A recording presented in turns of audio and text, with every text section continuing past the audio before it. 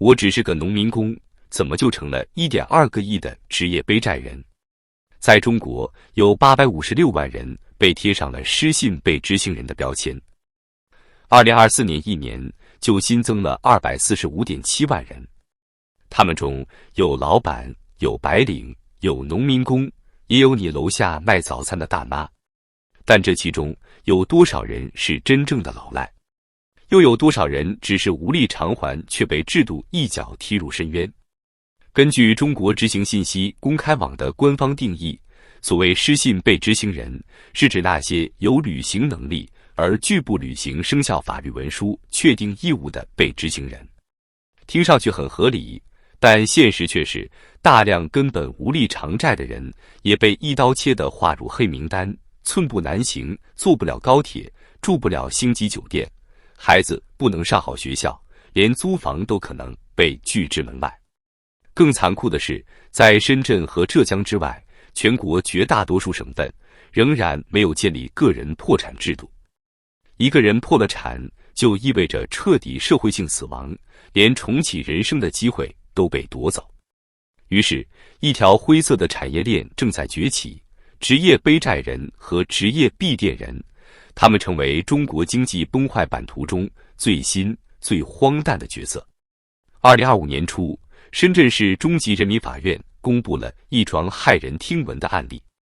一对退休夫妻月收入加起来才1.2万元，却背负了1.2亿元债务；另一位37岁女子月工资4784元，却扛着2544万元的贷款。这些天文数字并非个例。据中国裁判文书网数据，2023年以来，全国范围内个人破产清算和重整的申请数量呈爆炸式增长，其中70%以上申请者负债超1000万元，而月收入不足5000元。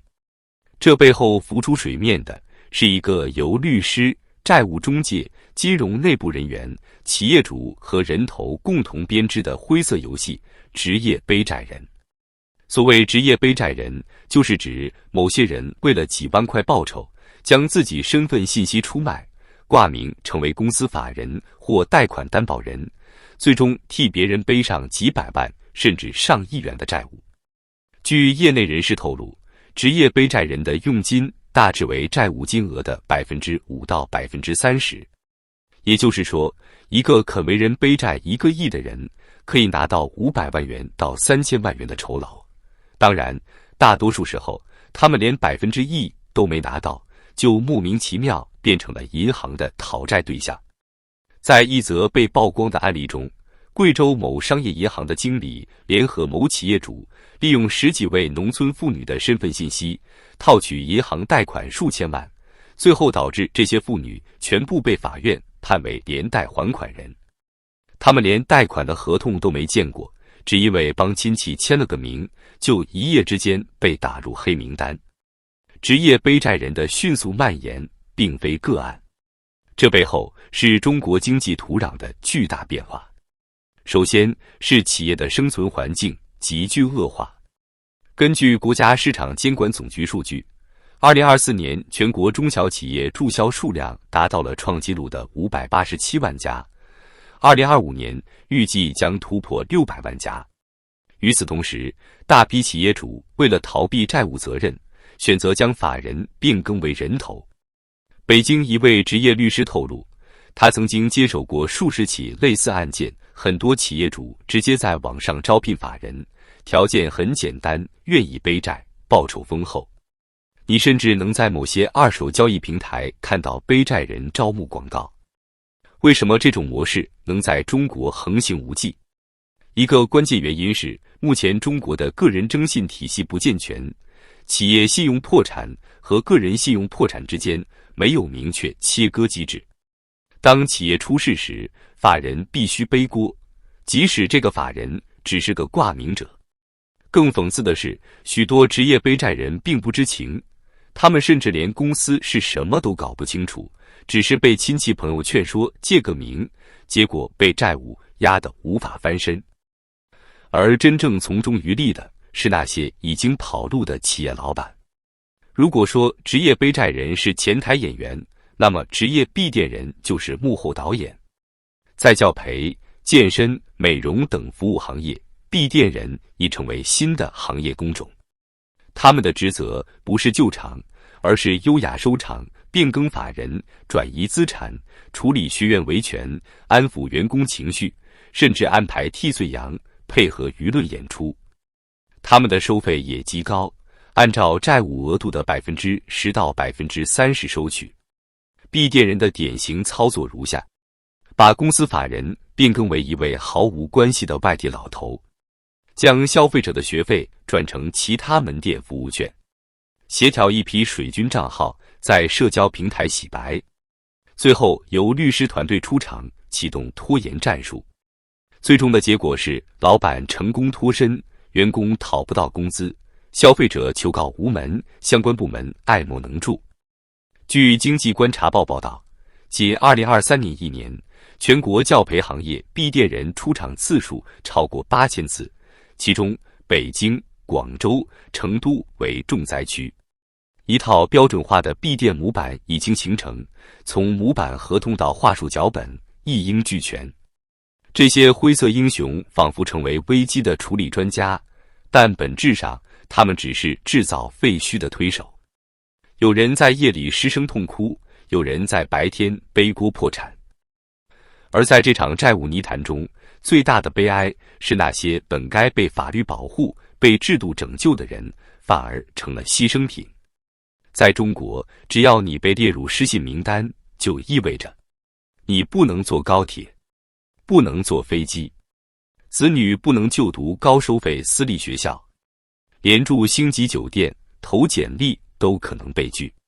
银行账户被冻结，生活寸步难行。而问题的关键是，很多人根本不是有能力不还钱的老赖，而是真的还不起的受害者。他们是创业失败的小老板，是被骗担保的打工者，是家人生病倾家荡产的普通人。但在没有个人破产制度的大部分中国地区，他们一旦负债，就像掉进深渊，没有法律的重启键，也没有社会的温柔手。他们不是恶人，只是活得太惨。直到最近，只有深圳和浙江试点了个人破产制度，允许真正无力还债的人在严格审核后获得清算加重生的机会。据深圳经济特区个人破产条例数据显示，截至2024年10月，深圳共受理个人破产申请782件，裁定受理429件，其中多数申请人来自中小企业或担保人群体。这些人不是诈骗犯，而是时代的陪葬者。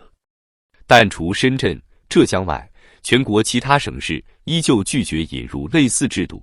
理由是难以监管，容易被滥用，却闭口不谈庞大债务背后的系统性悲剧。在这个国家，不破产的结果不是还债，而是全家入狱式的社会死亡。债务接力负债子长的时代又回来了。还有一个让人心碎的趋势悄然回潮，负债子长。一名网友在社交平台哭诉，父亲临终前欠下数十万债务，贷款人找不到他父亲，竟把他的联系方式挂到征信系统，还收到法院传票。律师表示，如果债务未清且继承人继承了遗产，那么债务也一并继承。但问题是，大量家庭根本没有遗产这回事，只有一堆烂摊子和被拖垮的生活。数据来源中国裁判文书网显示，2023年有关继承债务的判决同比增长 48%， 其中多数涉及子女对父母债务的被继承情形。这种以爱为名的金融枷锁正在悄悄榨干一整代人的未来。在正常社会里，债务是一种经济工具，在今天的中国，债务是一种社会武器。企业倒闭，背债人顶锅；投资失败，小白负债；家庭破裂，孩子接盘；法律缺席，制度无声。一位江西网友写下这样一段话：我不是不愿还债，我是真的没有。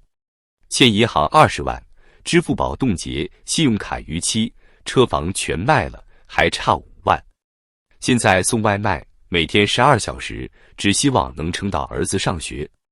这是中国的真实写照，一个遍地借贷、信用崩塌，却没有容错机制的国家。